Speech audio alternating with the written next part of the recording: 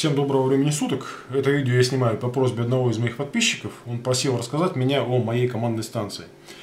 Я использую командную станцию NCE PowerCup. Это командная станция начального уровня. И почему я остановил свой выбор именно на ней? В общем-то, я сравнивал разные командные станции начального уровня. И по своим характеристикам вот данный вариант мне показался максимально приемлемым для меня. Обошлась она мне порядка $130. Какие характеристики данная станция имеет? Номера локомотивов поддерживаемы от 0 до 9999, что немаловажно для меня, поскольку тема макета у меня Америка и бортовые номера локомотивов, как правило, четырехзначные. Чтобы не запоминать, на каком адресе какой локомотив, я просто декодеры программирую на бортовой адрес самого локомотива. Поддерживает до 16 расширенных сплоток и до 4 сплоток старого образца Old Style. Об этом я чуть подробнее расскажу позже. Также номера, аксессуарные адреса поддерживаются с 1 по 2044, сигнальные адреса с 1 по 2044. Выход 2 ампера, что позволяет спокойно вот на моем масштабе N управлять до 4 локомотивов одновременно. Больше я не пробовал, честно говоря, поскольку даже за 4 уже тяжело тоже уследить. И давайте посмотрим, что, собственно, внутри данной коробки.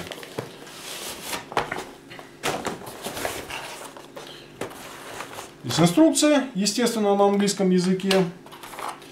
2 кабеля для подключения самой командной станции и для подключения каких-то дополнительных устройств, которые не требуют дополнительного питания. Не очень логично мне показалось то, что вот дополнительный кабель, он гофрированный сделан, а кабель, которым подключается сам пульт, он жесткий. Дальше панель подключения, блок питания, вилка, естественно, американская. Я вот переходничок такой купил и с ним использую. И сама командная станция, он же пульт управления. Чем мне он понравился больше, допустим, рока, помимо того, что адреса локомотивов могут быть четырехзначные, адреса аксессуарные поддерживаются до 2000-х. Здесь более информативный двухстрочный LCD дисплей. И данная станция позволяет программировать аксессуарные CV свыше 512, что не может делать рока. Он, по крайней мере, та версия, которая идет в стартсетах. Advanced версию рока и Flashman я даже не рассматривал, поскольку в 2 раза дороже, чем вот данный образец. И более подробно о основных функциях данной командной станции, об использовании данной командной станции я расскажу чуть позже и покажу на самом макете. И прежде чем перейти на макет, сделаю небольшой обзор меню, настроек самой станции. Есть режим программирования на основных путях. Можно привязать адрес локомотива к конкретной панели, которая будет управлять этим локомотивом. Установка времени, программирование на выделенном треке, настройка самой командной станции, настройка параметров пульта, настройка CV аксессуарных декодеров на основных путях, программирование макроса, обзор сплоток и программирование CV сигнальных декодеров тоже на основных путях. Управление движением локомотива осуществляется при помощи колесика и блока кнопок. Кнопкой Direction мы задаем направление вперед-назад. Вращением колесика мы задаем скорость движения. Также при помощи кнопок Inc и DEC можно задавать шагом 1 изменение скорости и Inc Fast и DEC Fast через 4 единицы. Для моментальной остановки локомотива без применения настроек CV Acceleration Deceleration кнопочка Emergency Stop. Локомотив останавливается моментально. Кнопка Recall используется для быстрого переключения между адресами последних используемых локомотивов от 2 до 6 в зависимости от настроек заданных конфигураций командной станции. Много задавать не надо, ровно столько, сколько вы используете сейчас локомотивов для того, чтобы при переключении не пролистывать пустые ячейки. Адрес локомотива в ячейке меняется как обычно, то есть выбрана нужная ячейка, нажимаем Select Loco и задаем адрес. Нажимаем Enter. И для управления локомотивами запускаем локомотив, нажимаем Recall, переключились на следующий адрес, опять Recall, следующий адрес и следующий адрес. Если нужно изменить локомотив, соответственно, выбираем нужный локомотив, ну, допустим, поменяем направление движения. Вот видите, один из локомотивов поехал в обратную сторону. Блок кнопок Consist позволяет настроить сплотку и также удалить сплотку. Для того, чтобы создать сплотку, нажимаем кнопочку Setup. И предлагается на выбор два варианта: Advanced или Old Style. Old Style — это когда каждый локомотив получает команду по своему адресу декодера. И таких сплоток можно настроить до 4. И максимум 2 локомотива в сплотке может быть. Advanced сплоток может быть в командной станции до 16 и неограниченное, в общем-то, количество локомотивов. Выбираем режим Advanced. Нужно указать адрес сплотки. Ну, пусть по умолчанию 127 так и останется. Ведущий локомотив будет 6736. Enter. Направление Forward. А конечный локомотив 6353. И направление он едет у меня хвостом вперед, поэтому меняю ему направление на Rear и нажимаю Enter. Теперь можно добавить локомотивы центральные, которые будут между ними ехать. У меня их не будет, поэтому просто нажимаю Enter. И обратите внимание, что надпись Log поменялась на Con, то есть Consist. Для того, чтобы управлять сплоткой, мне не обязательно помнить номер этой сплотки, хотя можно и управлять по ней. Выбираем адрес 127 и запускаем локомотивы. Вот они поехали. Точно так же я могу указать адрес любого из локомотивов. Лучше всего того, который стоит головой вперед. Почему, я сейчас покажу. То есть я выбираю локомотив 6736. Вот, запускаю. И видите, оба локомотива едут.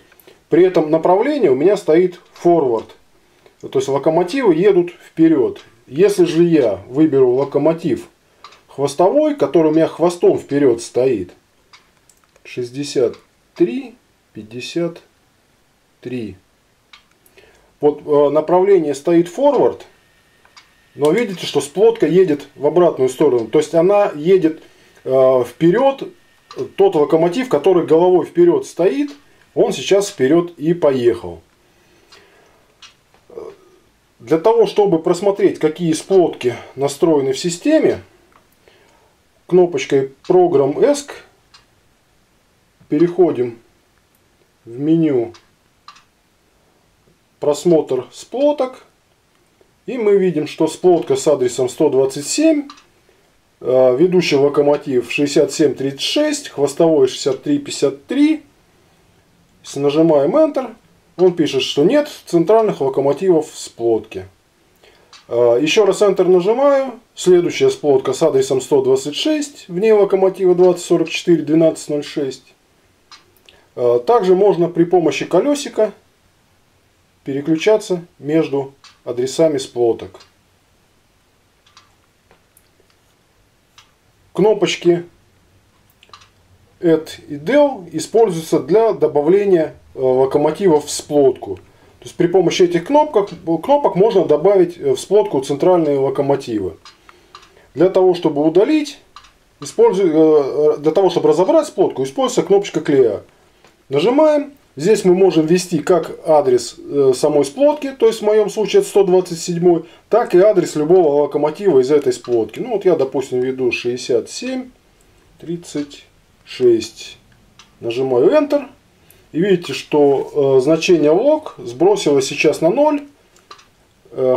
Хотя до этого у меня там был адрес локомотива из сплотки. И теперь я выбираю локомотив, допустим, 6353, который у меня был хвостовым. И видите, вот он поехал один. Вот таким образом настраиваются сплотки. Для управления аксессуарными декодерами используется кнопочка Select Accessory. Теперь необходимо ввести адрес и режим работы включен-выключен, либо Normal Reverse. Вот нажимаю единичку и видите, стрелочка перевелась. Еще раз нажимаю номер, Enter, стрелочка переводится в другую сторону.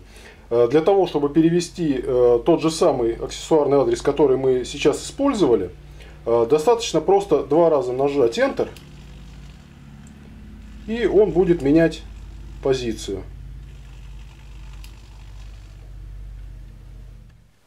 Кнопочка макро используется для выполнения заранее запрограммированных макросов. Ну, первоначально мы их запрограммируем. Для этой кнопочкой Proc-Esc выбираем режим программирования макроса. Здесь можно либо запрограммировать, либо посмотреть уже запрограммированный макрос. Для программирования нажимаем единичку. Номер макроса пусть будет 1. Аксессуарный адрес 21. Положение Normal или Reverse у меня будет Normal. Следующий аксессуарный адрес 24. Положение будет Reverse.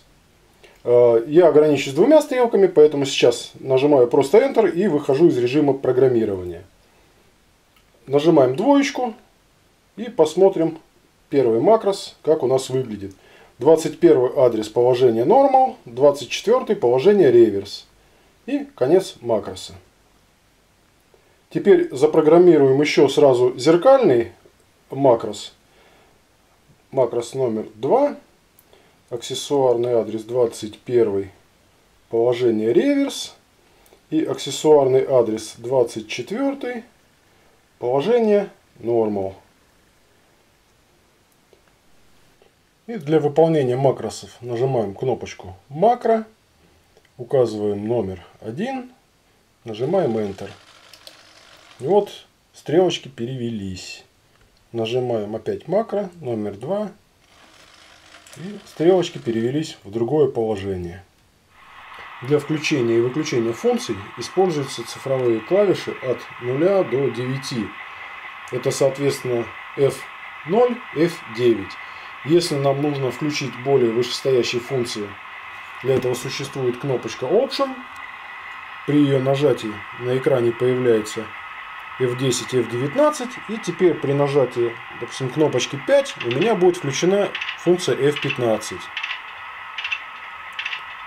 Если мне нужно включить с 20 по 28, опять выбираю этот режим и, допустим, 22 нажимаю кнопочку 2 просто.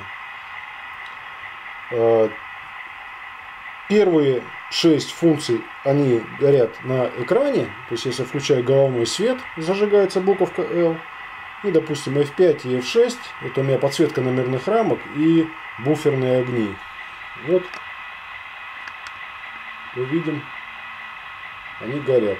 Если я их выключаю, то соответствующие символы на экране гаснут. Для того, чтобы просмотреть, какие функции включены в принципе, есть кнопочка XPN называется. Если при ее нажатии в 2 строки отображаются функции. И вот я вижу, что у меня здесь включена функция F8, F15 и F22. Я надеюсь, что информация была полезной. Если есть какие-то вопросы, пишите в комментариях. Не забывайте подписываться на канал. Ставьте лайки. Всем удачи. Пока-пока.